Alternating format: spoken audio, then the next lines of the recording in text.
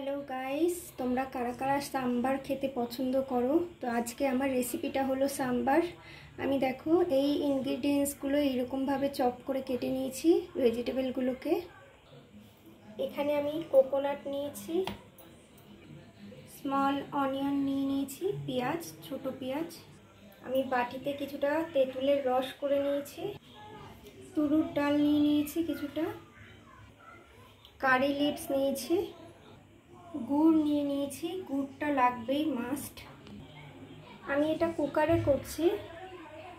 আমি তেল গরম করে নিয়েছি, এখানে সর্ষে ফোড়ন দিলাম, কারি লিভসটা দিয়ে দিয়েছি,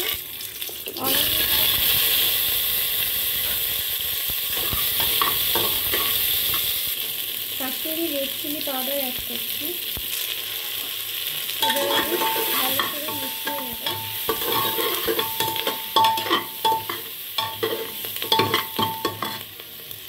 সব সবজিগুলোকে অ্যাড করে নিয়েছি।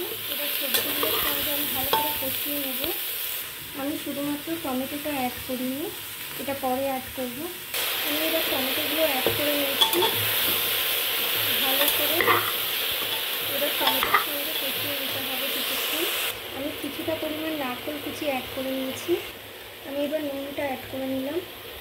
এবার আমি সাম্বার মশলাটা অ্যাড করছি, এটা একটু বেশিই লাগে। আমি 2 চামচ মতো অ্যাড করেছি। এবার সাম্বার মশলাটার সঙ্গে কিছুক্ষণ আমাকে কষাতে হবে। এবার আমি তুরুর ডালটা অ্যাড করেছি, এটার সঙ্গে ভালো করে কষিয়ে নেব। আমি জল অ্যাড করে দিয়েছি। এবার কুকারের ঢাকনাটা লাগিয়ে 3 থেকে 4টা সিটি মেরে নেব। আমি কুকারের ঢাকনাটা লাগিয়ে দিয়েছি। এবার সিটি পড়ার অপেক্ষায় থাকবো। আমার সাম্বারটা রেডি হয়ে গেছে। তো এবার আমি এটাতে তড়কাটা দেব। এদিকে আমি একটা ফ্রাই প্যানে তেল গরম করে নিয়েছি, এতে আমি সর্ষে দিয়ে দিলাম, একটা শুকনো লঙ্কা, চানা ডাল, উড়ার ডাল আর কারি পাতা।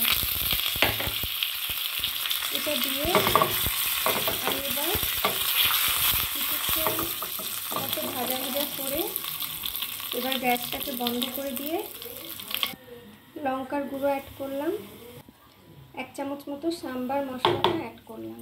এবার পুরো মশলাটাকে মিশিয়ে নেব। আমার মশলাটা রেডি।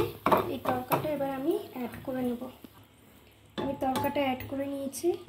এর মধ্যে তেঁতুলের কাঠটাকে অ্যাড করে দিলাম, কিছুটা গুড় অ্যাড করলাম, কিছুটা পরিমাণ ধনেপাতা কুচি অ্যাড করলাম।